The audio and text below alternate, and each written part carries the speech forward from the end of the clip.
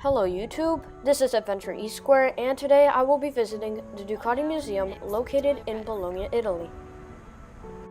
We will be seeing these high-performance motorcycles in the museum and providing specs such as the driver of the motorcycle, engine parts, and other interesting facts. Let's get started with the 2018 Ducati Scrambler, a 67.1 horsepower engine and a fuel capacity of 13.5 liters. It gets 47 miles per gallon and has all-in STX 46 straight rear shock. Overall, it's a beautiful motorcycle with great capacities. Next, we entered the museum and started off with many superbikes and 2 MotoGP motorcycles in display.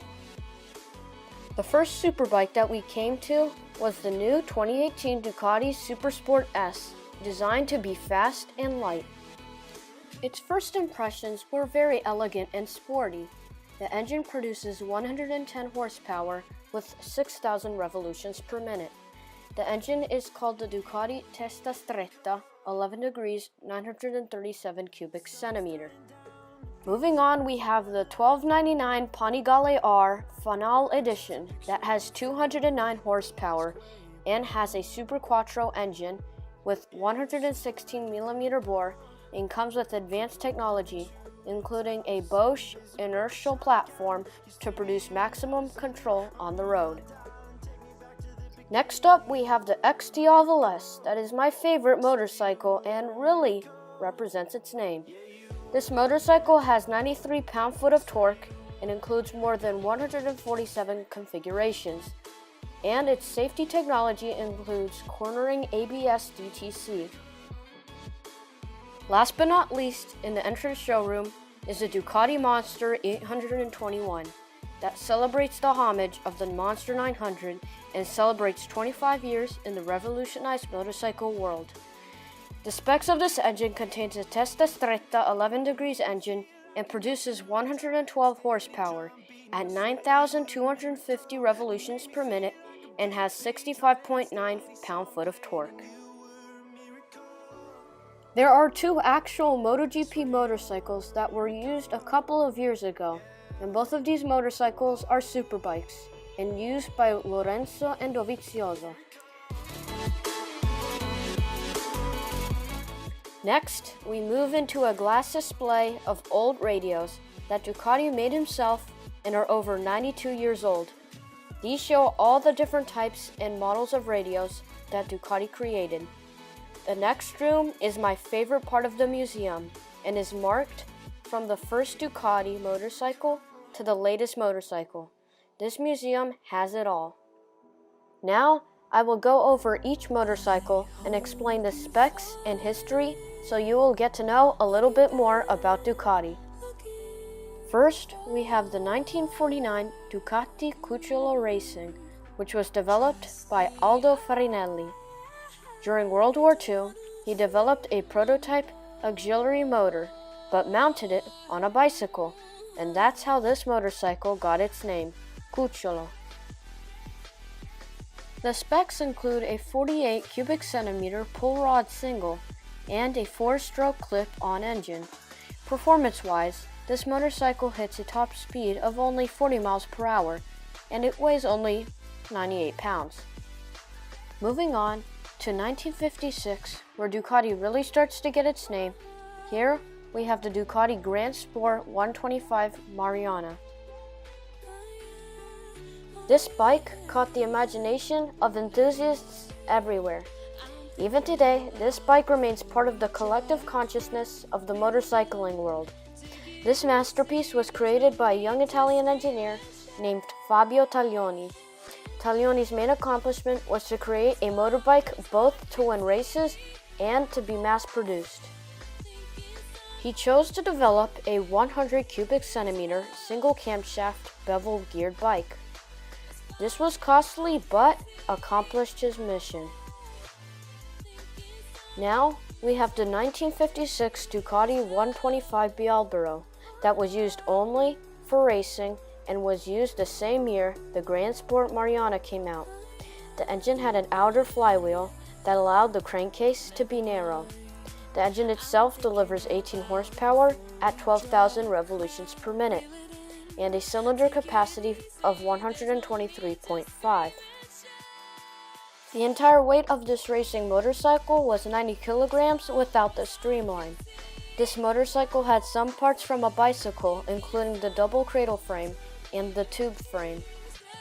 Moving on 2 years later, and we meet up with the Ducati 175 F3.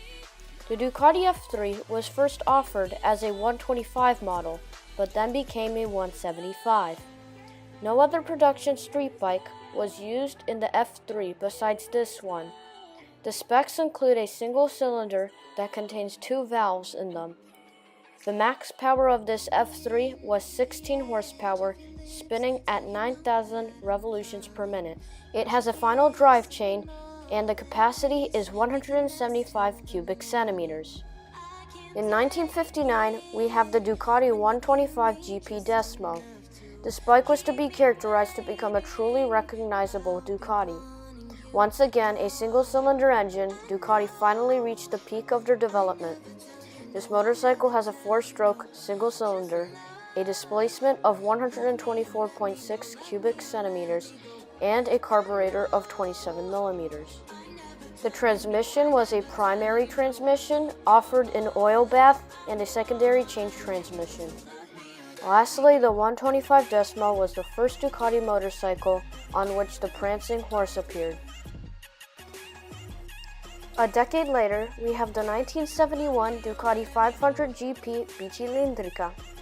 This motorcycle was in production until 1972, and there were many versions of this model. The first model had a crankcase cast on the ground and had a Chirani suspension along with disc brakes.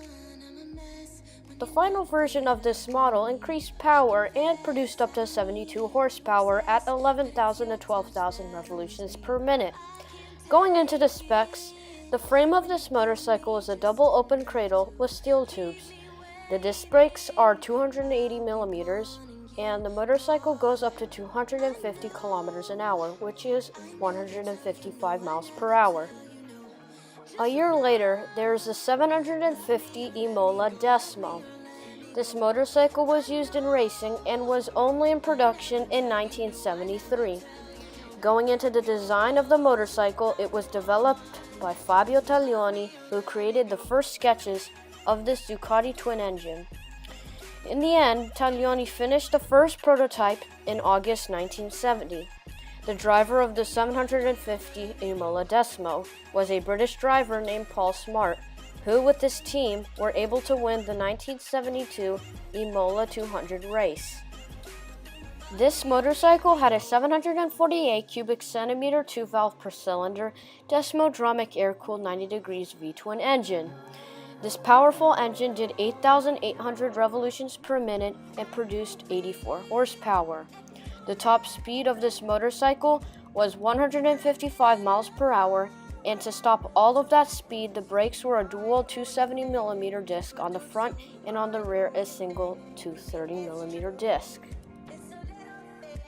Yes, this is the Ducati 750 SS Desmo, and you're thinking that this motorcycle is a lot faster than its original version. And you are right, because it spins 9,500 revolutions per minute, however has less horsepower, producing only 72. This motorcycle was in production for 4 years, and there were 3 series of this model. An Italian pilot named Gianluca Nanelli was the official driver of the Ducati 750 SS. This motorcycle has a 4-stroke 90 degrees V-twin configuration engine and a total displacement of 748 cubic centimeters. To cool everything down, the cooling system uses air and a bore and stroke of 80 by 74.4 millimeters. The transmission was a 5-speed gearbox and has a wet multi-plate clutch. Its primary drive is by a helical gear, and the final drive is a via chain. This 750 SS has a top speed of 220 kilometers an hour, or 136 miles per hour. 2 years later, in 1977, Ducati creates the 900 Endurance. This motorcycle was driven by a British pilot named Mike Hailwood, and his career was almost brought to an end after a terrible accident with his motorcycle in Germany. However, Halewood met a person named Steve Wynn of Sport Motorcycles Ltd. in Manchester and let him try out a Ducati. The British pilot was determined that this motorcycle had power and told Steve that he wanted to race this Ducati in the Isle of Man TT next year.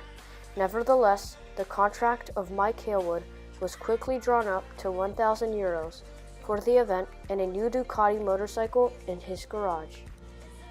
This 87 horsepower motorcycle surpassed Reed's 4-cylinder Honda and built just to win the TT1 World Championships.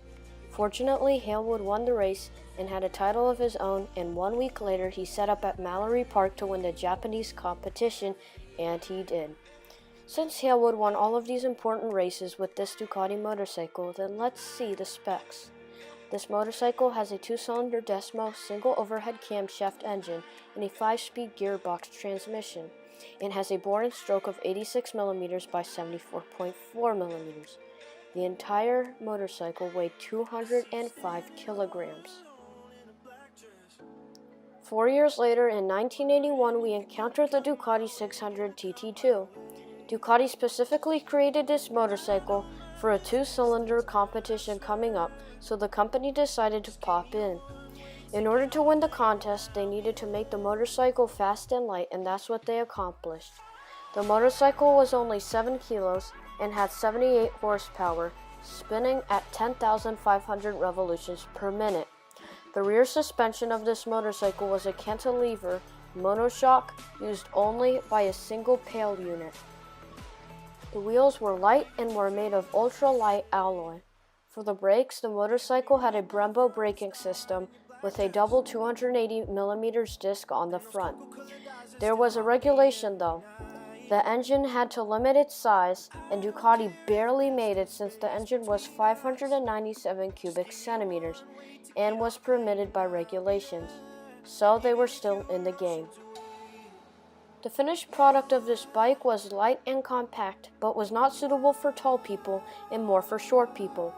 The success of this model was huge, and everyone wanted to have this beautiful beast and wanted to use this creature of Fabio Taglioni at all costs. In the end, this motorcycle was a huge success and was a big step for Ducati. Next, in 1986, there is the 750 F1. This motorcycle was in production from 1985 to 1988. It was used in the Italian Formula TT Championships in 1985.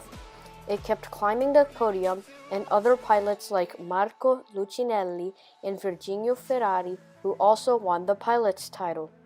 This motorcycle had various special editions and limited edition versions. It had a longitudinal V-shaped 90-degree 4T engine that produced 94 horsepower at 10,000 revolutions per minute. The gearbox is 5-speed and the clutch is multiple dry discs with hydraulic control. This fast motorcycle has front brakes that are 300mm double disc and the rear are 220mm single disc. Moving into the 1990s, we have the 851 F90. This motorcycle was created to celebrate all of the races that Ducati won recently and in the past. This motorcycle had the new water-cooled 4-valve twin-cylinder engine, which was designed by two engineers named Gianluca Mignoli and Massimo Borghi. This powerful engine had a lot of potential, and Ducati managed to win the rider's title. With the pilot Frenchman Raymond Roche, he and his team were able to achieve a great accomplishment and made a mark in history in Ducati's racing career. This had a 4-stroke L-shaped biologic of 90 degrees and could do over 10,500 revolutions per minute. It had a maximum power of 136 horsepower and a top speed of 275 kilometers or 170 miles per hour. 1 year later, in 1991, came the 888 F91. This motorcycle was in production for 3 years and was created by an Italian designer named Giangiera Fabro. This motorcycle was used in many races, including the 1993 World Superbike Championship after losing against Kawasaki. Because of this, Ducati stopped the production of the Ducati 888 F1 and realized that the 916 had a much larger engine in it. The engine of the Ducati 888 F1 was a liquid-cooled 888 cubic centimeter 90-degree V-twin fuel-injected four-cylinder engine. It had a bore/stroke of 94 millimeters by 54 millimeters. It had 94 horsepower and 8,740 revolutions per minute and reached at a top speed of 180 miles per hour. In 1992, the 888 F92 saw its consolidated position in the World Superbike Championship. The team, run by Franco Chini, who was assisted by Franco Farnes, chief mechanic since Taglioni had left, won the world title once again. Doug Pollin took the title, this time with an updated 888. Italian rider Giancarlo Falappa, known by the Ducati fans as the Lion from Jesse, also made an impression that year, scoring 4 race wins.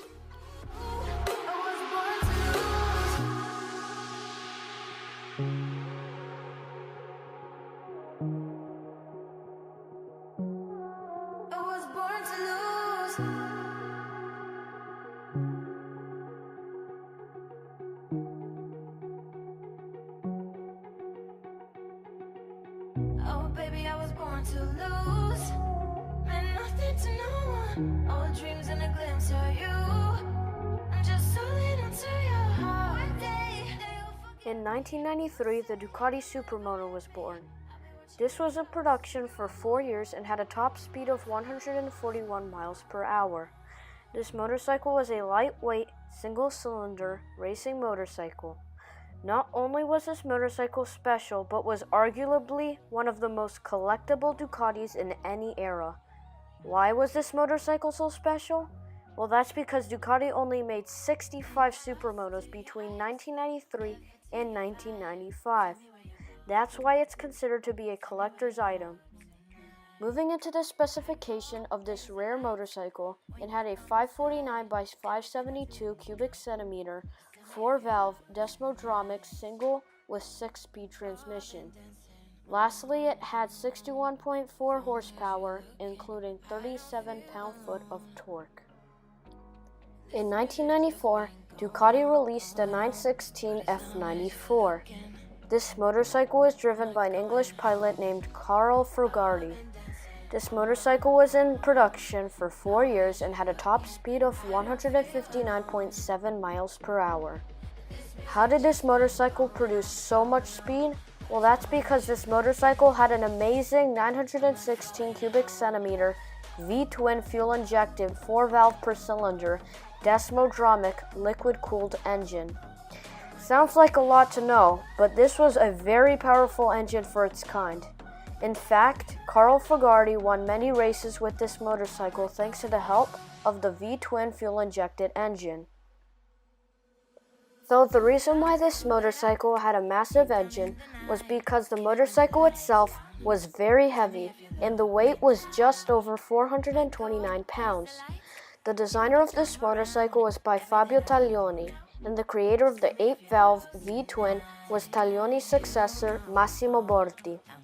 Now into the specs, it had a front dual 32mm disc brakes and rear single 220mm. Obviously, these brakes had to do a lot of grip and force in order to stop this heavy 916. Lastly, this motorcycle had 67 pounds of torque. I don't feel alone. 2 years later, we meet the 1996 916 F96. The Ducati 916 is a fully faired sport bike made by Ducati, which was in production from 1994 to 1998. It featured a 916 cubic centimeter fuel-injected 4-valve Desmo liquid-cooled 90 degrees V-twin engine in a trellis frame with a single-sided swingers and USD forks. It was cited as one of the most beautiful motorcycles ever built by Ducati. The motorcycle itself was designed by an Italian designer named Massimo Tamburini and Sergio Robiano. They and their team developed a more powerful engine than ever. They created a better displacement and a new engine management system. Fun fact, the 916 was actually smaller in comparison with the 888 models. The powerful engine of the 916 led the Ducati racing team to win 4 Superbike World Championships. The pilots of these motorcycles was Carl Frugari and Troy Corser. Lastly, Ducati won the Manufacturers' Championship in all those years plus 2000. Next, we land in the 21st century and meet the more recent motorcycles. Here, we move on to one of my favorite motorcycles of the museum, the 2001 Ducati 996 F01. This motorcycle was driven by Troy Bayliss, who was from Australia.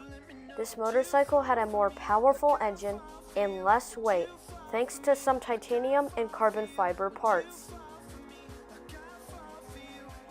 The 996 had bigger pistons, larger valves, a stronger crankshaft and crankcase. The engine had a 996 cubic centimeter 90-degree V-twin fuel-injected 4-valve per cylinder desmodromic liquid-cooled.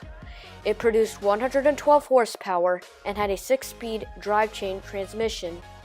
The specs included a front suspension of 127mm wheel travel and a rear of 130mm wheel travel. Going into the brakes, the front had a 4-piston calipers and a rear of 2-piston calipers. The reason I love this motorcycle so much was it was sponsored by PlayStation and had the remote control of the PlayStation, which looked pretty cool. Nevertheless, 2 years later came the Ducati 999 F03 that was driven by Neil Hodgson. The design was created by Pierre Tablanc, who had a lot of controversy over its styling. In fact, this motorcycle was considered to be high-performance, race-oriented motorcycle. It went 0 to 60 miles per hour in just under 3 seconds and included a nice V-twin cylinder engine. This motorcycle was lightning fast and went just over a top speed of 170 miles per hour. The specs include a bore stroke of 104mm by 58mm. The gearbox was a 6-speed transmission and the entire weight of this motorcycle was 399 pounds. The clutch was a dry multiplate with hydraulic control. The same year, Ducati made the Desmo Medici GP03. Now you're probably thinking that this motorcycle was in production and had some sort of success, but didn't, because this motorcycle was just a prototype and was never used in the public streets. The GP03 was sponsored by a cigarette company, the famous Marlboro. The motorcycle was used by a pilot named Lori Capriosi. This motorcycle was very fast and allowed Loris to stand on the podium. This motorcycle had a very powerful liquid-cooled 90-degree V4 4-stroke with 16-valve desmodromic engine. It had a 230 horsepower and went 220 miles per hour. The transmission was a 6-speed cassette-type gearbox with alternative gear ratios available. Next, in 2007, we have the same model, but the GP07. This motorcycle was created due to the change of the rules in MotoGP, being that the maximum displacement had to be 800 cubic centimeters. Though that didn't stop Ducati from there. Ducati built a double L twin motor inside and confirmed a top speed of 209.6 miles per hour. While racing the GP06 and the GP07, the lap times were only 1.4 seconds off from each other. The pilot of this motorcycle was an Australian pilot named Casey Stoner. Next, in 2008, we have the Ducati 1098 F08. Again, this motorcycle was developed due to the change of rules in the World Superbikes regulations that allow only 1,200 cubic centimeter 2-cylinder machines. After this, Ducati started making the 1098 F08 and the 1098R. The general of Ducati course named Filippo Preziosi highlighted this motorcycle to be the next level of Ducati racing. This was a masterpiece for Ducati racing, and I too think that this motorcycle was very precise and a piece of work. When comparing the 1098 F08 and the 1098R to the design, they look almost exact opposites from each other. The F08 1098 had Brembo disc brakes and V-Power fueled by Shell. 2 years later, in 2010, there's the Desmosedici GP10, driven by Nicky Hayden. The engineers of Ducati this time wanted to focus on improving engine longevity.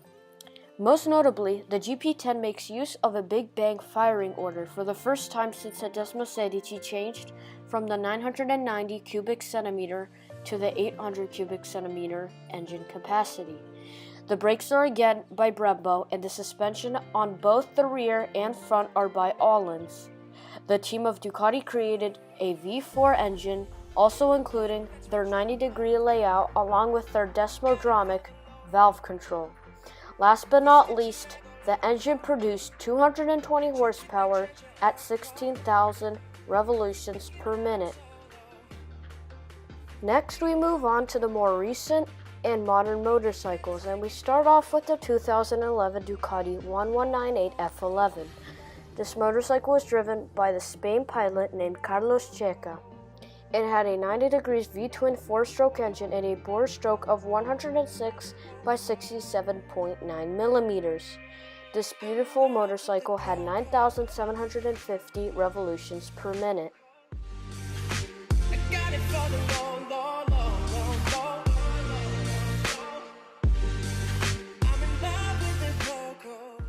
Moving on in the gallery of what's inside a motor of a Ducati motorcycle and other production motorcycles. We first start off with the famous 2018 Ducati 1199 Panigale. When I first saw this motorcycle, I was stunned at the precision and detail when it came to the hands of the Ducati engineers. It had huge disc brakes and a massive suspension. It had a evil-looking headlights and a V4 engine.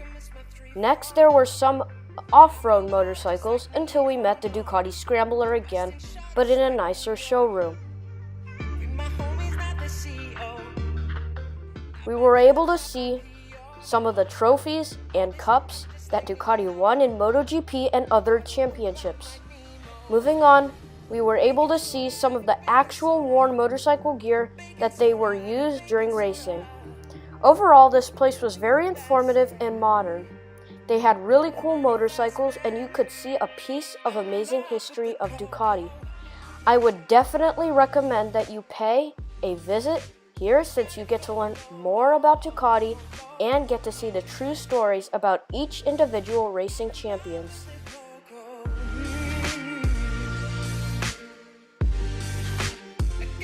I hope you enjoyed this documentary of Ducati Museum in Bologna, Italy, and I hope you learned a little more about Ducati. As always, if you want to see more of these videos, please let me know in the comment sections below. And if you like this video, please hit the like button and don't forget to subscribe. This is Adventure E Square, and I will see you in my next video in Italy.